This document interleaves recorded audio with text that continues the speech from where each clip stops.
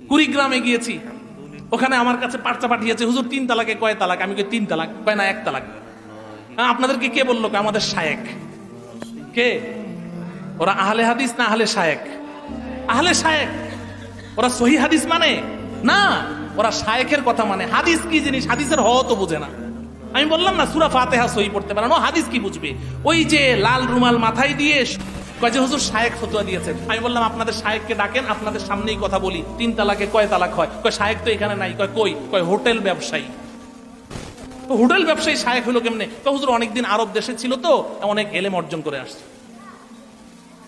তা আমি বললাম যে ঠিক আছে, 3 তালাকে কয় তালাক কোরআন হাদিসের দলিল আমি পরে দিচ্ছি। আর একটা অফার দিয়ে যায় আপনাদেরকে। হুজুর কি অফার? কয় আজকে থেকে আমি বললাম বাড়িতে গিয়ে প্রত্যেকেই নিজ নিজ বিবিদেরকে বলবেন আজকে থেকে ছুটি, কোনো রান্না বান্না হবে না, চুলায় আগুন জ্বলবে না। বিবিরা খুশি হবে না বেজার হবে?